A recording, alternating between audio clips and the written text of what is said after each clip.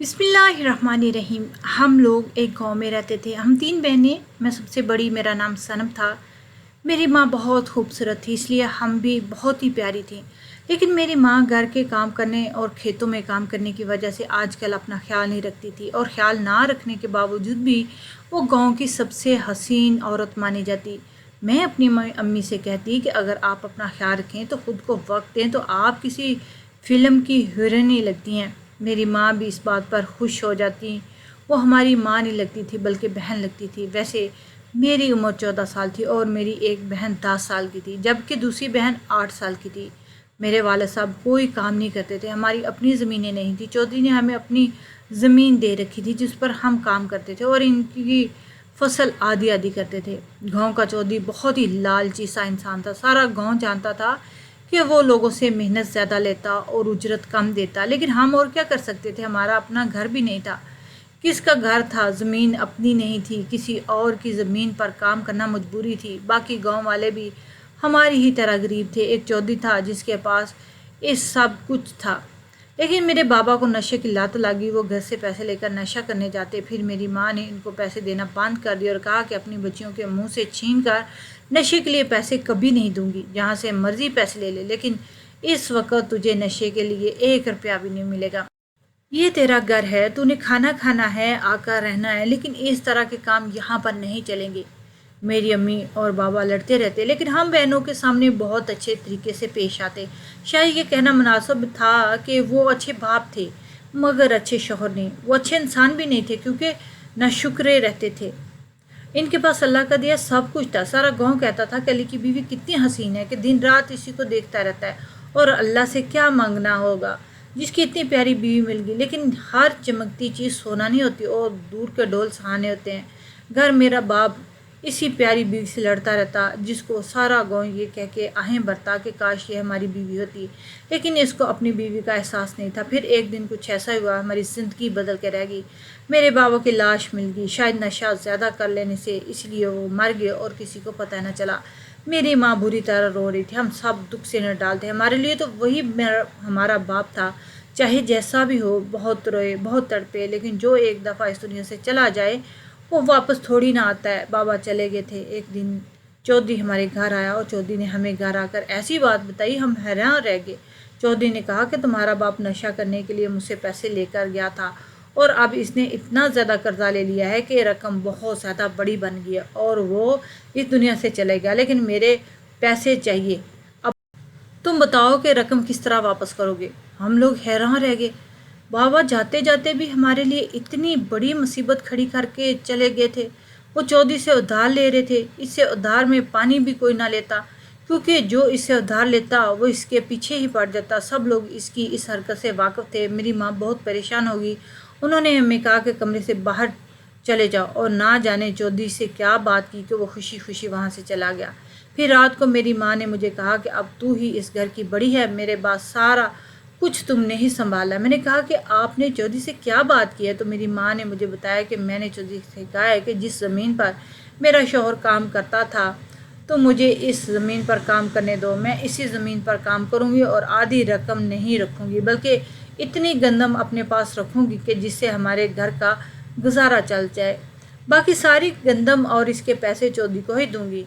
जब हमारा कर्जा उतर जाएगा फिर इसके बाद जब जिस तरह हिसाब चल रहा था वैसे चलेगा। मैंने अपनी माँ से कहा कि ये सब तो बहुत मुश्किल है, इस तरह तो हमारे हाथ में जो पैसे आते हैं वो भी नहीं आएंगे। तो मेरी माँ ने कहा यही करना पड़ेगा, रोटी ही खानी है ना, कभी दूध के साथ खा लेंगे तो कभी अचार के साथ। घर में बैठी हूँ, काफ़ी है, कुछ दिनों की तंगी है, इसके बाद सब ठीक हो जाएगा। तुम्हारा बाप तो इस दुनिया से चला गया, अब जो करना है हमें ही करना है। मैंने कहा कि चौधरी कितना सालम है, जब कोई मर गया है तो फिर इसका कर्जा भी इसके साथ ही मर जाता है। मेरी माँ ने कहा कि चौधरी तो ऐसा ही है, सारा गांव जानता है कितना लालची इंसान है, वो अपना एक पैसा किसी को नहीं छोड़ता। अभी तो ये उसने मेहरबानी, इसने ऊपर का सौदा लेने से मना कर दिया और कहा कि जितने पैसे लिए गए हैं वापस कर दो। इतनी रायत भी वो किसी को नहीं देता। लेकिन मेरी माँ ने यह भी कहा कि मुझे दिन रात काम करना होगा और मुझे रात में भी काम करने के लिए जाना होगा, तो अपनी बहनों का ख्याल रखना। मैंने अम्मी से कहा कि आप रात को क्यों काम करेंगी, रात में तो खेतों में अंधेरा होता है। तो मेरी माँ ने कहा रात में कोई ना कोई काम किया जा सकता है। तुम्हें मैंने बड़ा बनाया, लेकिन इतना भी नहीं कि तुम मुझसे सवाल करो। बस तुम अपनी बहनों का ख्याल रखो। जो मेरा शोहर करके गया है मैं ही पूरा करूँगी। अम्मी ने अज़म कर लिया और अगले दिन ही चौधरी की हवेली पहुँच गई। अम्मी ने कहा कि मैं सारी रात काम करूँगी और दिन में थोड़ा सा काम होगा। अम्मी अब रोज़ ऐसे ही करती, रात में वहाँ चली जाती, लेकिन जब वापस आती तो आते ही बाग में चली जाती और थोड़ी देर बाद उनके रोने की आवाज़ आने लगी। मेरी माँ काफ़ी देर अंदर ही बैठी रही, यहाँ तक कि मेरी छोटी बहन ने रोना शुरू कर दिया कि मेरी माँ इसकी रोने की आवाज़ सुनकर बाहर आई और मुझे डांटना शुरू कर दिया कि ये क्यों रो रही है, तुमने खाना नहीं खिलाया क्या इसको। मैंने कहा कि मैंने खाना खिलाया था, मैं आपके लिए परेशान हो रही है, इसलिए ये पीछे से जागी और रोना शुरू हो गई। मेरी माँ ने कहा कि तुम्हें सिर्फ इसका ख्याल रखना है, मेरी फ़िक्र करना छोड़ दो। तुमने मेरी फ़िक्र की या मेरे मामले में बोली तो मुझसे कोई बुरा नहीं होगा। मैं जो भी करूँगी, जितनी देर लगाऊँगी, मेरी देर से आऊँ जल्दी आऊँ, तुम कोई सवाल नहीं करोगी। साफ मालूम हो रहा था कि अम्मी कहीं का गुस्सा कहीं निकाल रही थी। छोटी सी बात पर वो मुझे ऐसे डांट रही थी जैसे मेरी वजह से मेरी बहन का सर फट गया हो, इसे कोई बहुत बड़ी चोट लग गई हो। चुपचाप सुनती रही। फिर आखिर मेरी माँ मुझे डांटते हुए रोने लगी और रोते रोते मेरे गले लग कर बोली कि मुझे माफ़ कर दो, मैं सारा गुस्सा तुम पे निकाल दिया। मैंने कहा कि आपको किस बात का गुस्सा था, तो कहने लगी कोई बात नहीं, बस ये दुनिया ऐसी है, लेकिन तुम मेरी बहादुर बेटी हो, ना तो मेरी अच्छी बेटी बनना और कभी भी किसी की बातों में ना आना। मेरी माँ क्या बोल रही थी मुझे कुछ समझ नहीं आ रहा था। फिर वो सो गई और मैं सारा दिन बच्चों को संभालती रही, क्योंकि अगले दिन रात को फिर मेरी माँ ने जाना था। अम्मी ने कहा कि मैं ज़मीन पर काम करूँगी और जो गंदम मिलेगी वो चौधरी को दे दिया करूँगी, वो हमें पैसे नहीं देगा क्योंकि वो गंदम हमसे लिया करेगा और इस तरह हमारा कर्ज उतर जाएगा। ये कोई ऐसी नौकरी नहीं थी जिसमें मेरी माँ को पैसे मिलने थे, बल्कि देने थे। एक दिन ऐसा ही हुआ कि चौधरी का एक नौकर हमारे घर आकर बहुत सारे फल फ्रूट सब्जियाँ अनाज ले आया। वो तो मेरी छोटी बहन के लिए कपड़े भी लाया था। मैंने से पूछा ये सब किसने भिजवाया, तो कहता चौधरी ने भिजवाया। मैं हैरान हुई, अम्मी ये सब देख लिया और अम्मी को भी चाय का पूछा, लेकिन वो वहाँ से चला गया। मैंने कहा आप तो कह रही थी कि उसको पैसे देने पड़ेंगे, वो तो हमारे लिए सब क्यों कर रहा है, वो तो बड़ा लालची इंसान है, कहीं इसके पैसे भी हमारे खाते में ना लिख ले। हमें ये चीज़ें वापस कर देनी चाहिए, हम इतने महंगे कपड़े नहीं पहनते, हमें इनकी ज़रूरत नहीं है। हमारे पेट में गंदम चली जाए हमारा पेट भर जाता है, यही काफ़ी है। मेरी माँ ने कहा फ़िक्र मत करो, वो सब किसी खाते में नहीं लिखेगा। मैंने इसको कहा था, इसे बताया था कि हालात बुरे हैं, तो उसने रहम खा कर ये सब कर दिया। मैं सोचने लगी कि चौधरी हम पे रहम खाता तो फिर मेरी माँ का कर्ज क्यों ना माफ़ कर देता, लेकिन माँ झूठ बोल रही थी, उनकी आंखों से लग रहा था। उसने बहनों को नए कपड़े पहनाकर घर में बहुत अच्छा खाना भी बना लिया। मेरी माँ चौधरी के घर चली जाती। शुरू शुरू में वो जैसे रोते रोते जाती, अब खुश होकर जाती, लेकिन जब वापस आती तो एक बहुत ही अच्छी बात होती। मेरी माँ के जिस्म पर अजीबो गरीब किस्म के निशान नज़र आते, जिसे उनको ठेस लगी हो। मैं इन निशानों का मतलब नहीं समझती थी कि मैं छोटी बच्ची थी, लेकिन शायद कुछ गड़बड़ ज़रूर थी। एक दफ़ा ऐसा पूछ लिया तो उन्होंने कहा कि इस तरह की फजूल बातें ना पूछा करो। भला इसमें क्या फजूल बात थी, किसी को चोट लग गई है तो कोई फजूल बात होती है क्या, किसी को ज़ख्म लग जाना कोई फजूल बात है। पता नहीं मेरी माँ क्या कर रही थी। आजकल वैसे भी इसकी किसी बात की समझ नहीं आती थी। घर के हालात की बात की जाए तो वो भी बहुत अच्छे हो गए थे। घर में सब कुछ आ रहा था, खाने पीने की कोई कमी नहीं थी। गांव वाले भी बातें कर रहे थे कि चौधरी तो इन पर मेहरबान हो गया।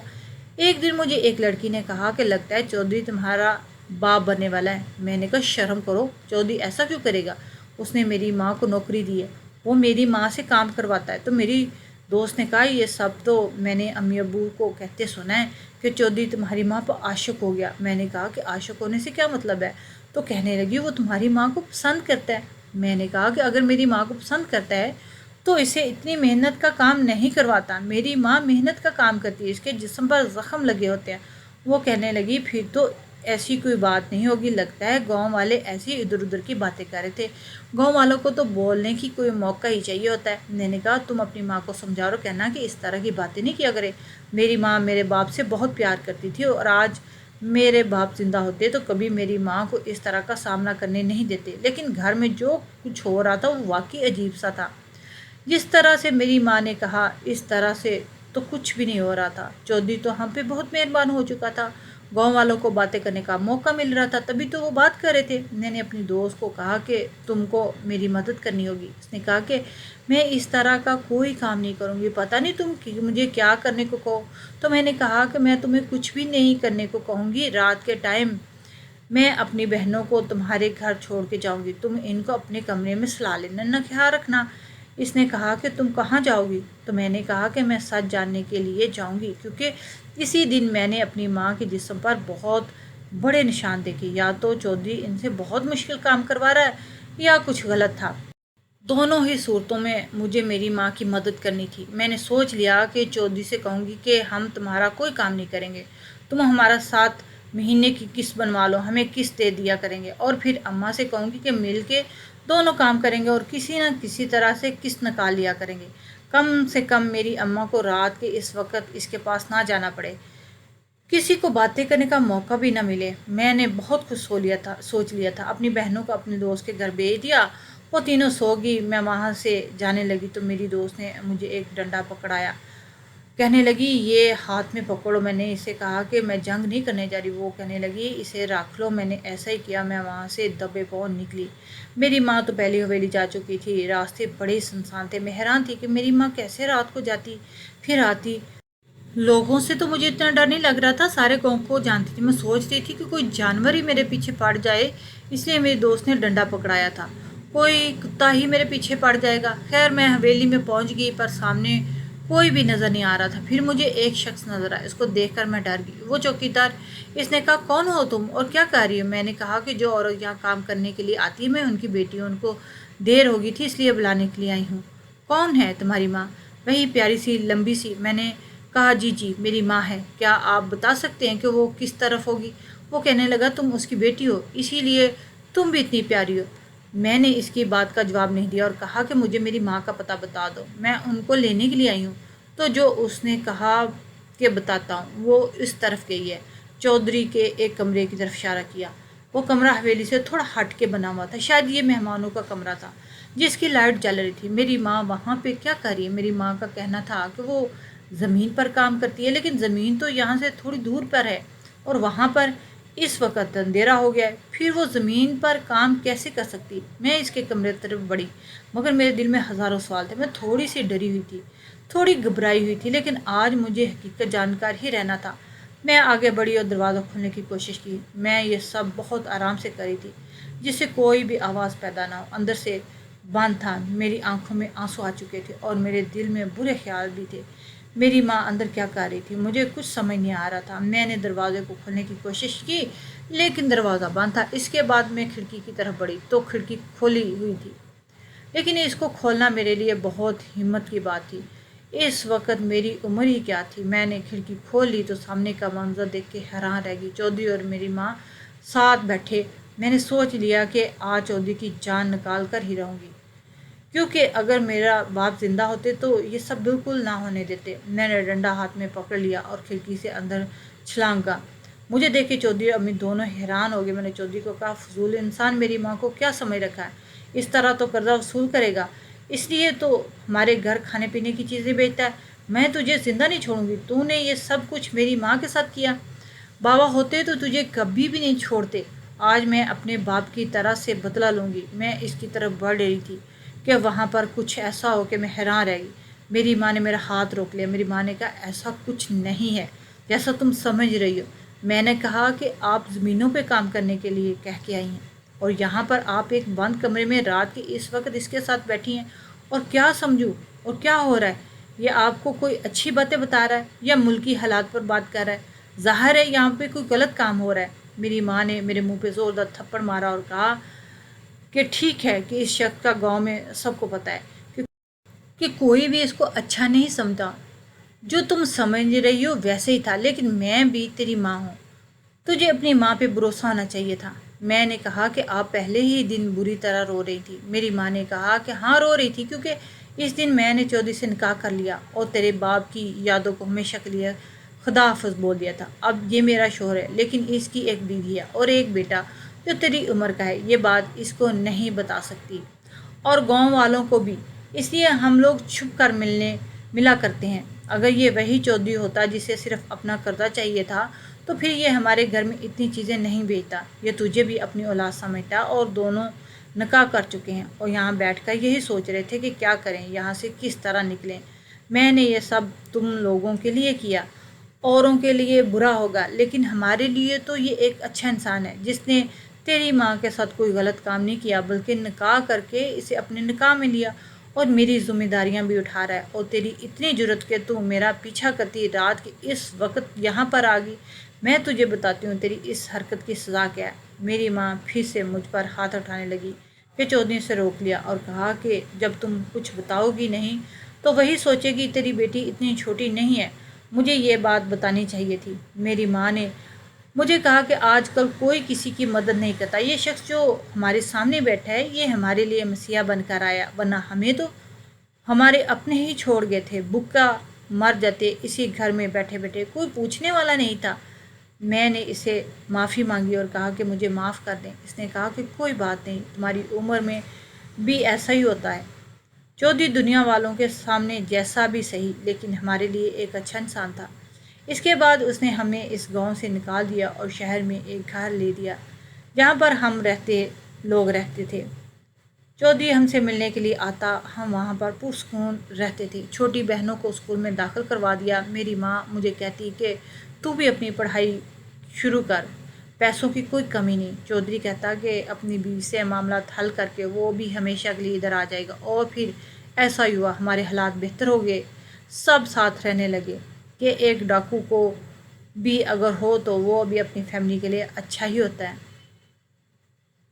دنیا والوں کے لیے بھلے ہی وہ جیسا بھی ہو، ہمارے لیے اچھا انسان ہی نکلا تھا۔ ہماری زندگی بدل گئی تھی، گھر میں کسی بات کی کوئی کمی نہیں تھی۔ بابا کی بھی یاد کرتی ہوئی سوچتی ہوں کہ انہوں نے کیوں اپنے آپ کو برباد کر لیا، لیکن اب ہم لوگ سکون سے رہتے ہیں۔ بابا کے لیے دعا کرتی ہوں، میں خوش ہوں اور مطمئن بھی۔ میری ماں جو بھی کہہ رہی تھی انہوں نے ہمیں دھوکہ نہیں دیا، اور چودھری نے بھی، وہ بہت اچھے انسان تھے، انہوں نے ہمارے لیے اچھا سوچا۔